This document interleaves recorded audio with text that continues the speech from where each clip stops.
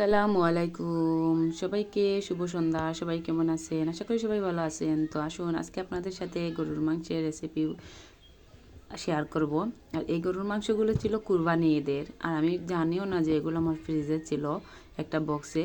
তো গতদিন আমি হঠাৎ করে একটা বক্স ওপেন করেছি, ভিতরে ছিল ফ্রিজে, ডিপ ফ্রিজের। তো বের করে দেখি গরুর মাংস। তো আমি এই গরুর মাংসগুলোকে প্রথমে গরম পানি দিয়ে, ফুটন্ত গরম পানি দিয়ে 2-3 বার ধুয়ে নিয়েছি।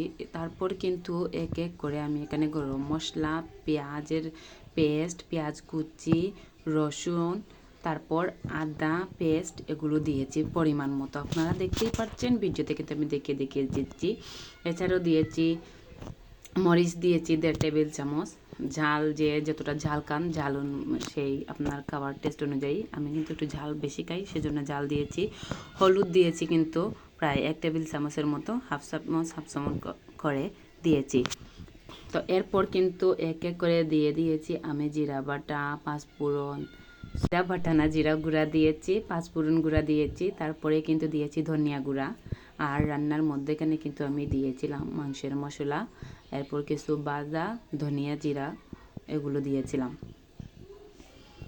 আপনারা কে কোথা থেকে দেখছেন, বা আপনারা কে কীভাবে গরুর মাংস রান্না করেন অবশ্যই বলে যাবেন। আর আমার রান্নাটা কি পারফেক্ট হয়েছে অবশ্যই বলে যাবেন। আমি কিন্তু দিয়ে দিয়েছি লবণ স্বাদ মতো। এছাড়াও দিয়ে দিয়েছি আমি একটা লেবু চিপে দিয়েছি, যাতে মাংসের গন্ধটা চলে যায় আর মাংসটাও ভালোভাবে সিদ্ধ হয়ে যায়। তো আমি কিন্তু এখানে লেবু ইউজ করেছি, আপনারা দেখতেই পাচ্ছেন। আর আলহামদুলিল্লাহ তরকারিটা, যেহেতু মাংসটা পুরনো হয়ে গেছে, কোরবানি ঈদের ছিল, তো অতটা খারাপও লাগেনি। আর মাংসের মধ্যে গন্ধটাও করেনি, গন্ধ যে ভাবটা ছিল ওইটা চলে গেছে গরম পানি দিয়ে ধোয়ার ফলে। এরপর কিন্তু আমি দেখুন দিয়ে দিচ্ছি পরিমাণ মতো তেল। আর আমি কিন্তু সব সময় গরুর মাংস বা খাসির মাংস এভাবে মাখিয়ে রান্না করি।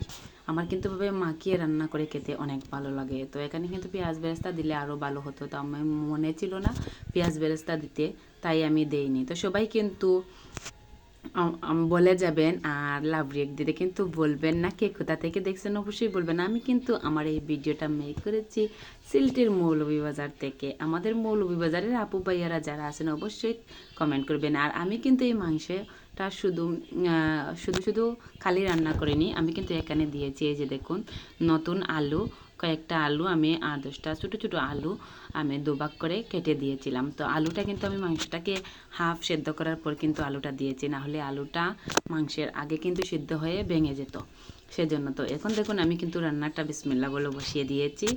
আর রান্নাটাকে আমি কষিয়ে নেব। মাংসগুলোকে কষিয়ে নেওয়ার পর মনে করেন 60% বা 50%, 60% এরকমই হবে, 60% হবে, 50%-এর উপরে আমি সেদ্ধ করার পর কিন্তু আলুগুলো দিয়ে দিয়েছি। আর আলহামদুলিল্লাহ আমার পরিবারের সবাই খেয়ে তো বলেছে খারাপ হয়নি। আপনারা বলবেন দেখে কেমন লাগলো। আর আমরা যারা নতুন আছি এই প্ল্যাটফর্মে, যারা অনেকে শখের বসে এসেছি, অনেকেই প্রফেশনালি এসেছি, সবাই সবার পাশে থাকবো, সবাইকে সহযোগিতা করবো, উৎসাহ দেব। সবাই সবার পাশে থেকে হিংসা না করে আমরা এগিয়ে যাব। মনে রাখবেন এই প্ল্যাটফর্মগুলো থেকে কিন্তু সফলতা অর্জন করা যায় কাজের মাধ্যমে। তো অযথা বেকার সময় না কাটিয়ে এই প্ল্যাটফর্মগুলোতে সময় দিন, দেখবেন ইনশাল্লাহ একদিন সফল হবেন। আর যারা পাশে আছে বা পাশে থাকছে তাদের সহযোগিতা নিয়ে এগিয়ে যাবেন। অনেকেই আছে কিন্তু কটু কথা বলছে, তাদেরকে দেখিয়ে দিবেন যে এই প্ল্যাটফর্ম থেকে কিন্তু সফলতা অর্জন করা যায়। তো আমি কিন্তু আলুটা দেওয়ার পর কিছুক্ষণ কষিয়ে নেওয়ার পর অল্প কিছু পানি অ্যাড করে দিয়েছি এখানে, যাতে আলুটা সিদ্ধ হয়ে যায়। এখানে কিন্তু আমি দিয়ে দিয়েছি কাঁচামরিচ কম ছিল, তাই গাছের ছোটো ছোটো যে পুকমরিচগুলো ছিল, আমরা সিলেটিরা পুকমরিচ বলি, এগুলো দিয়েছি। আর এখন কিন্তু দেখতেই পাচ্ছেন আমি কিন্তু রাঁধুনি রেডিমিক্স মাংসের মশলা কিছু অ্যাড করে দিয়েছি। আমি আসলে মাংসের মশলাটা প্রথমে দিতে আমি ভুলে গিয়েছিলাম, তাই অ্যাড করে নিলাম।